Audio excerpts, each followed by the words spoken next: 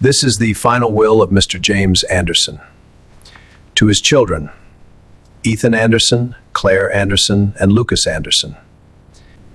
Mr. Anderson leaves you no property, no financial assets, and no ownership of his residence. Wait, what does that mean? That doesn't make sense. There has to be something else. The entire estate has been reassigned to a private community trust. So we get nothing? This decision was made following his hospitalization, where he remained alone for 12 consecutive days. He was alone? For 12 days? He made one thing very clear. Those who were not present in his time of need would not be included in what he leaves behind. But this didn't start with the will. It started weeks earlier, with a letter. A letter from a 76-year-old man who believed his children would show up. James Anderson gave them 5 weeks. He just didn't realize. Time was never the problem. James Anderson was a man who had built his life on precision. At 76, he still stood straight despite the quiet fatigue that had begun to settle into his bones. Tall, lean, with neatly combed silver hair and a face marked by fine lines earned through decades of careful thought rather than chaos, James carried himself with a calm, deliberate presence. His eyes, sharp, observant, and slightly distant, belonged to someone who had spent a lifetime designing structures meant to outlast him. For over 40 years, James had been an architect in Chicago. Not just any architect. He was known for restoring historic homes while preserving their soul. The house he now lived in, a 2-story Victorian on Maple Ridge Drive, was his proudest personal project. He had redesigned it himself 28 years ago. Every beam, every window, every detail placed with intention. And now, it was silent. The kind of silence that didn't comfort, but pressed. James sat at the wooden desk in his study, a fountain pen resting between his fingers. In front of him lay 3 sheets of thick cream paper. Letters. Not emails, not text messages. Letters. He still believed in them. People read letters differently, he often said. They slow down. They feel the weight. Tonight, he needed that weight. James adjusted his glasses and began writing. To Ethan, Claire, and Lucas. Ethan Anderson, his eldest son, was 45. Broad-shouldered, always sharply dressed, with the confident posture of a man used to leading conversations. Ethan worked in real estate development, ambitious, practical, and increasingly distant. He had learned early that efficiency mattered more than sentiment. Claire Anderson, 42, was different. Elegant, warm on the surface, always well put together. She had a way of speaking that felt kind but carefully measured. Claire lived in the suburbs with her husband and 2 children, constantly balancing her image of being the perfect mother with the quiet exhaustion she rarely admitted. Lucas Anderson, the youngest at 35, was the least settled. Slim, slightly disheveled, with a restless energy he never quite outgrew. He moved from job to job, city to city, chasing something he could never fully define. Charming when he wanted to be, but unreliable when it mattered. James paused after writing their names. 3 children, 3 different lives, all equally distant. He continued writing, explaining the surgery. A scheduled heart procedure, 5 weeks from now. Routine, the doctor had said. He didn't mention the part that kept him awake at night. Instead, he wrote simply, I would like you to be there. Not, if you can. Not, only if it's convenient. Just, be there. The pen slowed as he finished the last line. He read the letter once more, carefully, as he always did, checking not just for mistakes, but for clarity, for structure, for truth. Satisfied, he folded each letter neatly. Just as he placed them into envelopes, a soft knock came from the front door. James didn't need to look to know who it was. Come in, Margaret, he called. Margaret Green stepped inside with the familiarity of someone who had been doing so for years. She was in her early 70s, short, with soft gray curls and kind, watchful eyes. A retired schoolteacher, Margaret carried herself with quiet warmth and a firmness that came from a lifetime of caring for others. She had lost her husband a decade ago, and since then, she had developed a habit of checking in on James every few days. I saw your lights on, she said gently. Thought I'd bring you some soup. James gave a small smile. Perfect timing. Margaret set the container down and glanced at the envelopes on the desk. "Writing to the kids?" she asked. "Yes." She studied his face for a moment longer than usual. "They coming for the surgery?" James didn't answer immediately. "They said they would," he replied finally. Margaret nodded, but there was something in her expression, something that suggested she understood more than he had said. "Well," she said softly, "I'll be around, just in case." James inclined his head slightly. "Thank you." After she left, the house returned to silence. James looked at the 3 envelopes resting on the desk. 5 weeks, more than enough time. This time, he told himself, would be different. The letters arrived within 3 days. James Anderson knew the timing because he had tracked the delivery confirmations himself. Old habits from decades of architectural project management never truly left him. Precision mattered, even now. The first response came from Ethan. Ethan Anderson, 45, sat in a glass-walled office overlooking downtown Chicago when he opened the letter. He was tall, broad-shouldered, always composed in tailored suits that suggested control, even when his finances were anything but.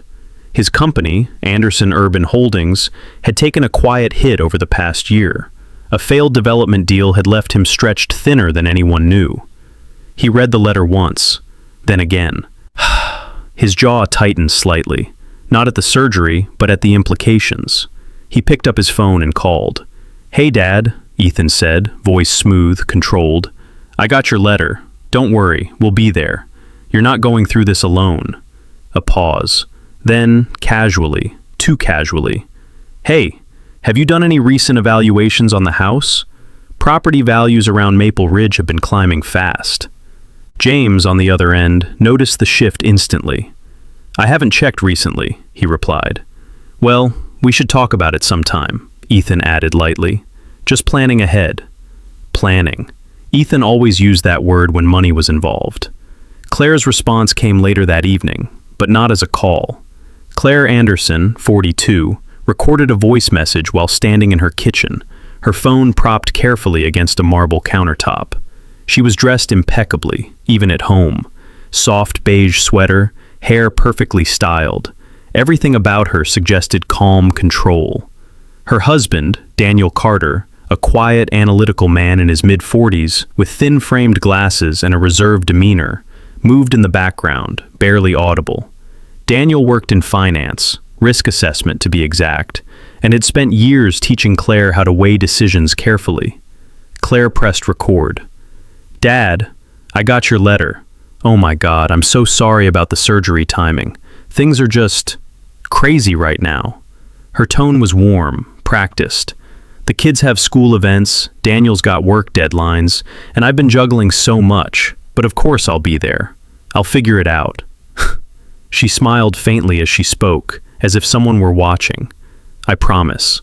She ended the recording, listened once, and sent it. Then, without hesitation, she opened Instagram and posted a photo of her family at dinner, captioned, "Grateful for every moment." Lucas responded last. Lucas Anderson, 35, was in a small apartment in Austin, Texas when he read the letter. The space was cluttered but lived in. Half-packed boxes, a guitar leaning against the wall, unfinished ideas everywhere. He had the look of someone who had never quite settled. Messy dark hair, slim build, expressive eyes that shifted between charm and avoidance. He stared at the letter longer than the others. Then he called. "Hey, Dad," Lucas said, voice softer, less structured. "I got your letter. Yeah. Surgery, huh?" He exhaled lightly. "I mean, I'll try to be there. Things are just tight right now." A pause. Then, almost reflexively, "Actually, speaking of that, my rent's coming up short this month. Just a bit. Think you could help me out?" James closed his eyes briefly. "How much?" he asked. Lucas named the amount. It wasn't small. James transferred the money before the call ended. "Thanks, Dad," Lucas said quickly. "I'll figure everything out, and yeah, I'll be there." The line went quiet. 3 children, 3 promises, all spoken with ease, all carrying no weight. James placed the phone down slowly and looked at the empty room around him. 5 weeks. He had given them time. Now, all that remained was to see what they would actually do with it. James Anderson woke up at 5:10 a.m. without needing an alarm. He had slept lightly, if it could even be called sleep, drifting in and out of thoughts that never fully settled. The house was quiet, not in a peaceful way, but in a way that reminded him too clearly that no one else was there. He sat up slowly, adjusting to the stiffness in his chest, and looked around the bedroom he had designed decades ago. Every detail still stood exactly where he had intended it to be.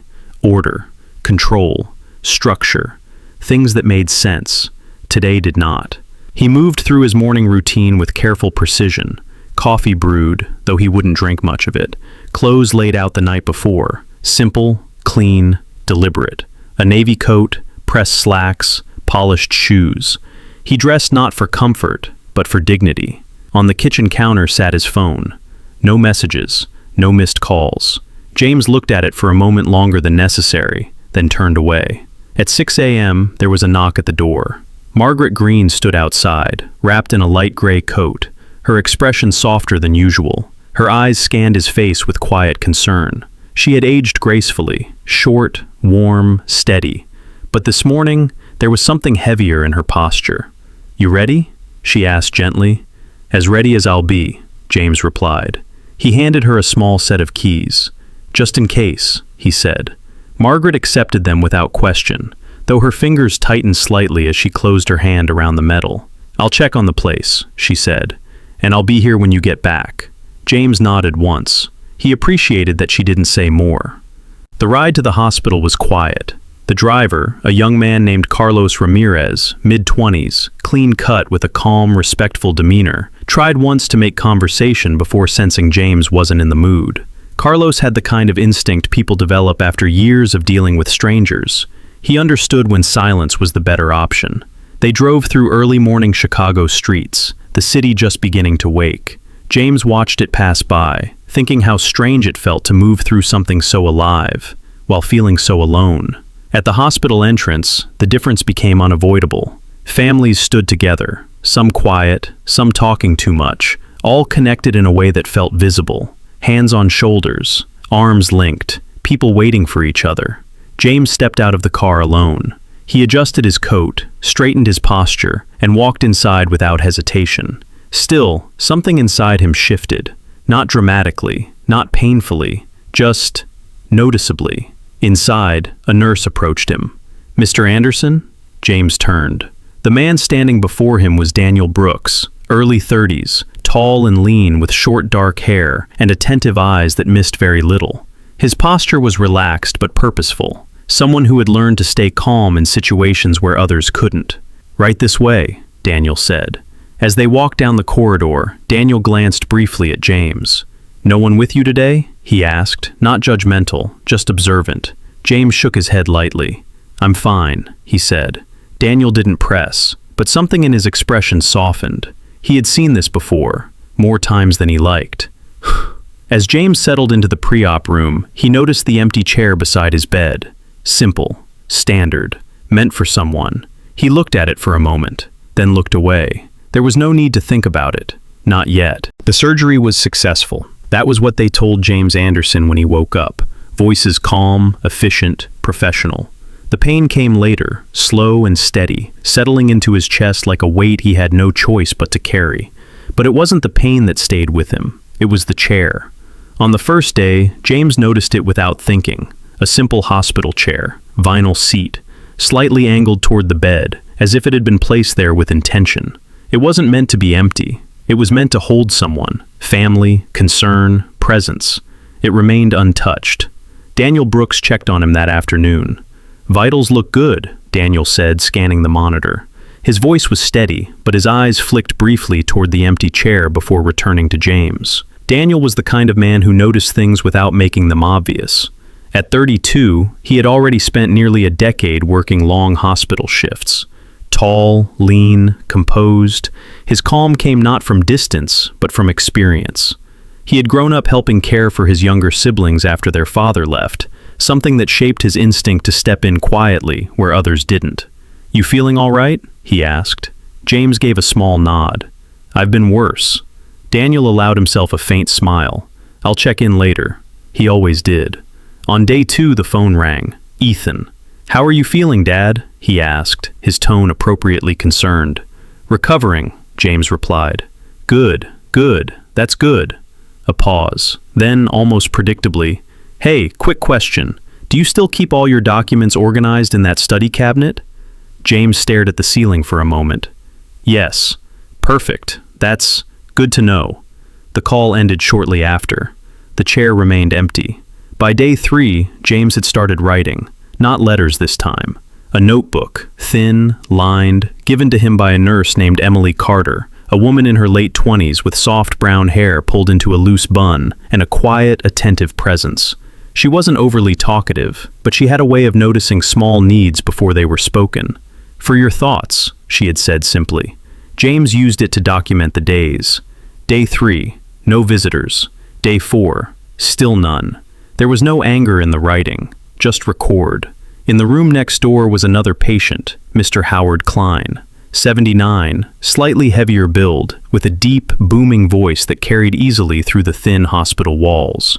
Howard had been a construction foreman for most of his life, the kind of man who laughed loudly and spoke even louder. His wife, Eleanor, visited every morning at exactly 9 a.m., always dressed neatly, always carrying something homemade. Their daughter came in the afternoons, their grandson on weekends. Voices, laughter, movement, life. James could hear it all. On day 6, Claire called. Dad, I'm so sorry, things have just been insane, she said quickly. But I'm definitely coming soon, I promise. James didn't ask when. He simply said, all right. She didn't come. By day 9, the pattern was clear. Promises arrived. People did not. Lucas hadn't called once since the money. Daniel continued his rounds, but now he stayed longer, not out of obligation, out of choice. Sometimes they talked about architecture, sometimes about nothing at all. Once, Daniel pulled the empty chair closer and sat down for a few minutes, saying nothing, just being there. James noticed that more than anything.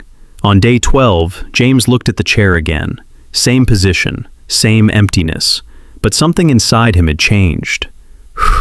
Not broken, not angry, just certain. The discharge papers were signed just after 10:30 a.m.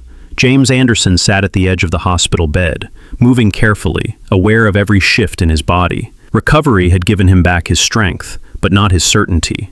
A nurse handed him a small paper bag of medication, explaining dosages in a calm, practiced tone. He listened, nodded, memorized. He always memorized. No one stood beside him. At the front entrance, a volunteer named Harold Finch waited with a wheelchair. Harold was in his late 60s, slightly overweight with thinning white hair and a permanently kind expression. He had the easy patience of someone who had retired from a life of routine and chosen to spend his time helping strangers. Hospital policy, Harold said with a gentle smile. We don't let anyone walk out alone. James almost corrected him.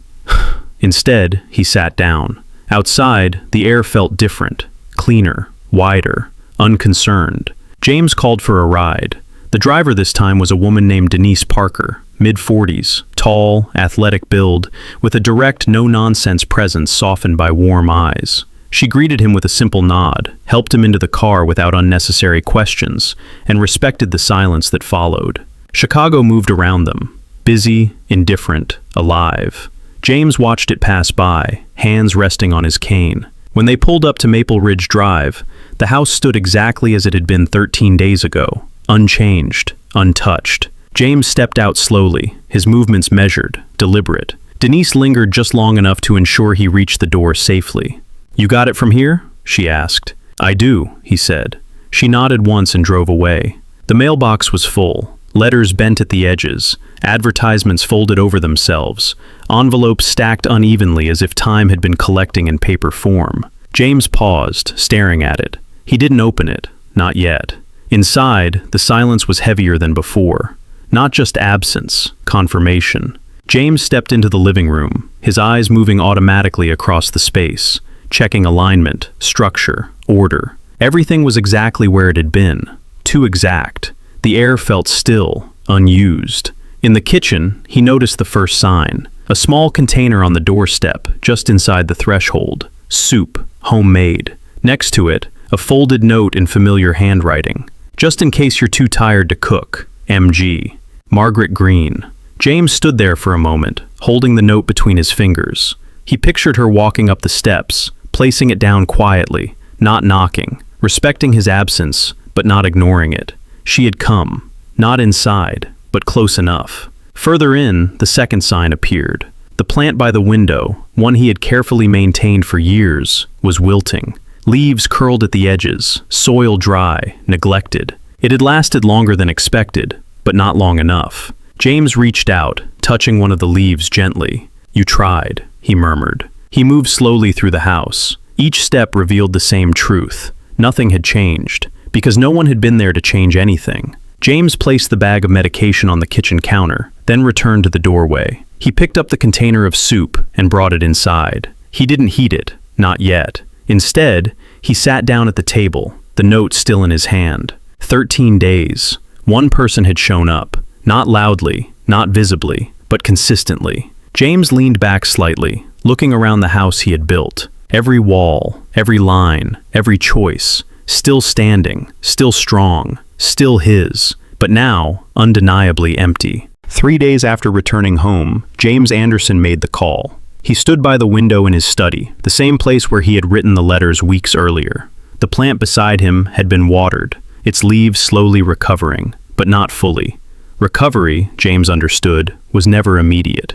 He dialed a number he had not needed in years. "Robert," he said when the line connected, "I need to make some changes." Robert Hayes had been James's attorney for over 25 years. At 68, Robert carried himself with quiet authority. Medium height, slightly stooped from long hours at a desk, with neatly trimmed gray hair and sharp, observant eyes behind thin-framed glasses. He spoke slowly, deliberately, choosing words the way James designed buildings, with intention and structure. His office, located on the 12th floor of a downtown Chicago building, reflected the same philosophy. Clean lines, minimal decoration, everything in its place. When James arrived, Robert stood to greet him. "You look better than I expected," Robert said. "I'm functioning," James replied. That was enough. They sat across from each other at a polished oak desk. Robert opened a folder, pen already in hand. "What kind of changes are we talking about?" he asked. James didn't hesitate. All of it. There was no anger in his voice, no hesitation, just clarity. Robert paused, studying him carefully. "I assume this isn't a decision made lightly." "No," James said. "It's a decision made after 12 days of very clear information."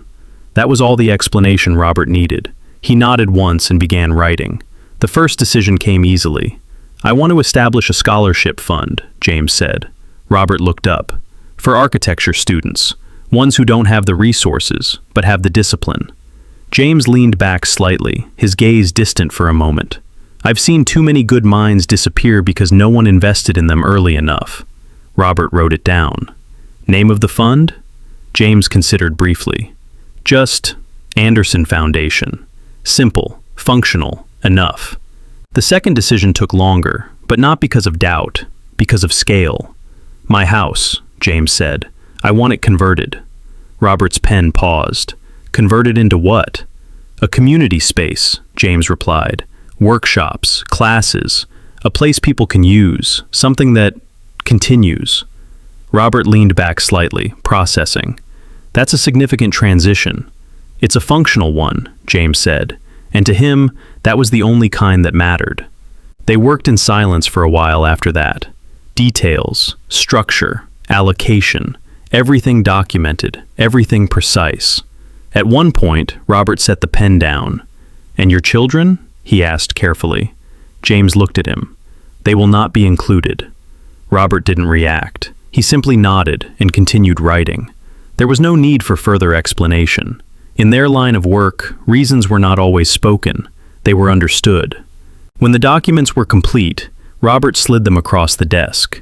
"Take your time," he said.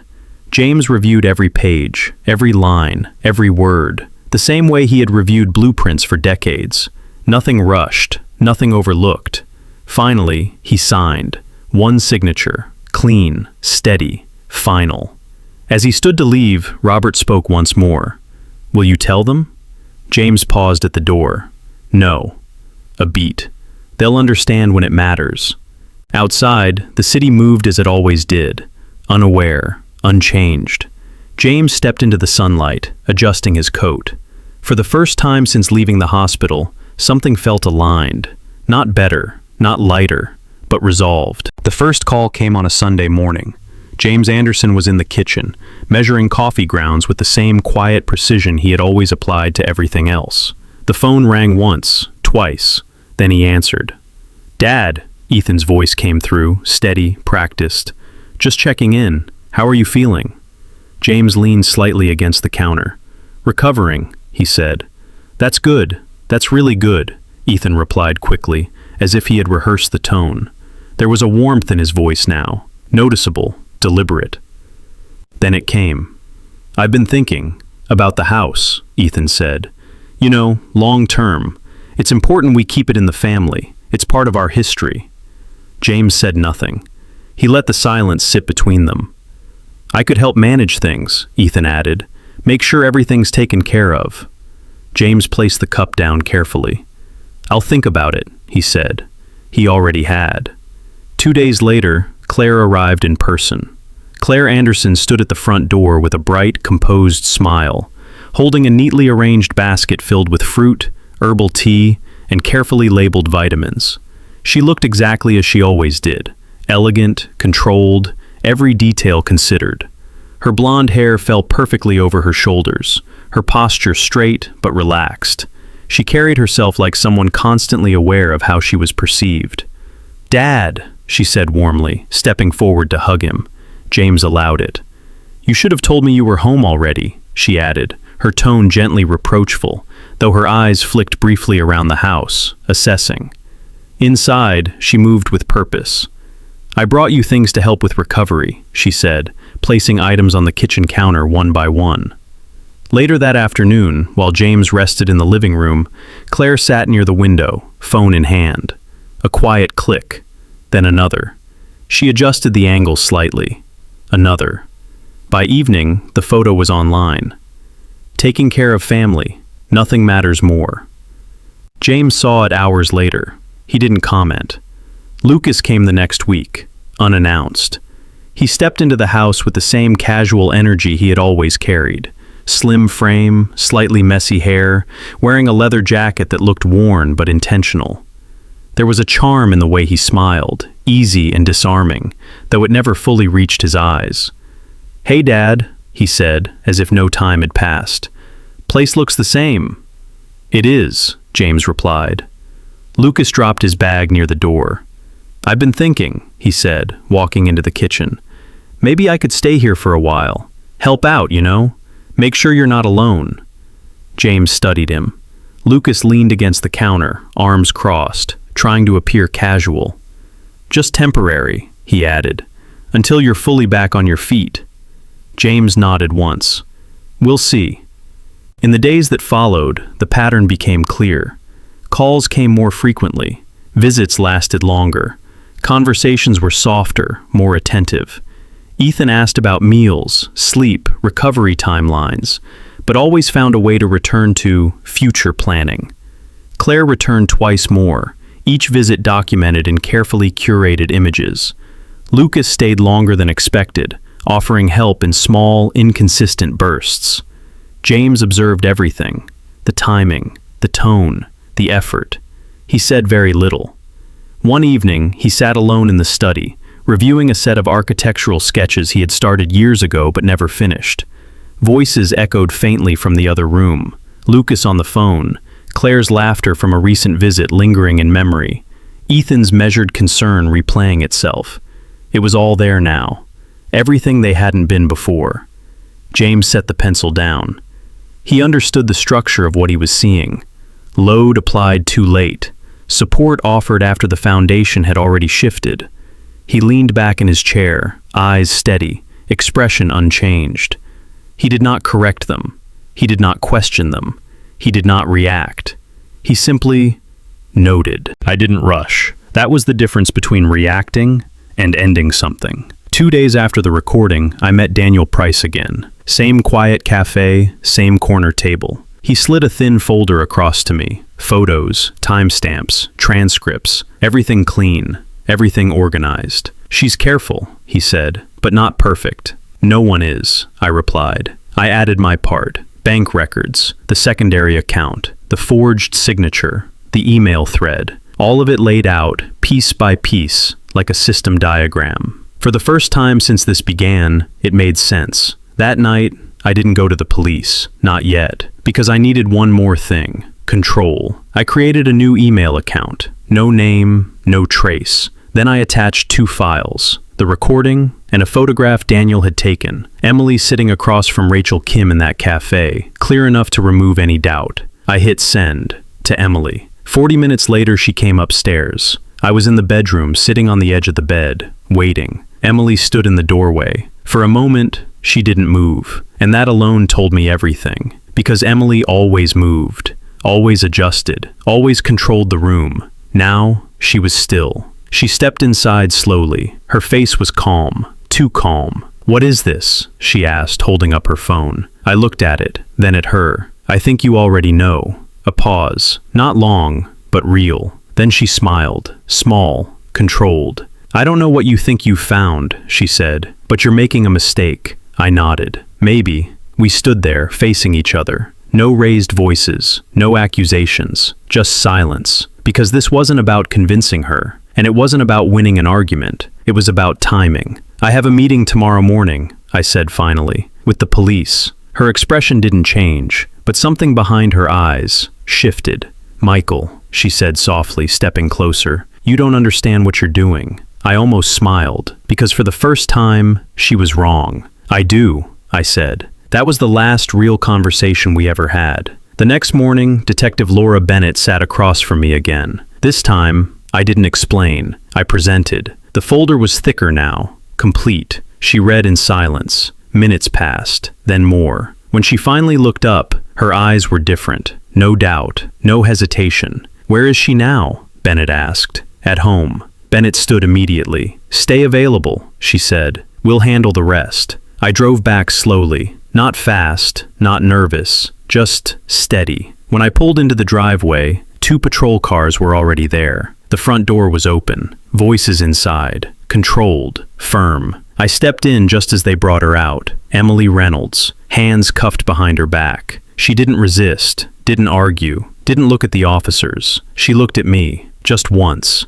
No anger. No fear. Just calculation. Even now. But something was missing. Certainty. Ending. I stood there, watching them take her away. Emily looked back at me, and for the first time, I wasn't someone she understood. She knew my routines, my habits, my signature, but she never understood one thing. How long I could stay quiet before making my final move. She spent years building a system around me. I ended it, in days. So let me ask you, if you were James, would you forgive them? Or would you leave things exactly as they are? Because in the end, they didn't lose the money. They lost the moment that mattered most. What would you choose? Family or accountability? Comment below. And if this story hit you, like, subscribe, and stay for more.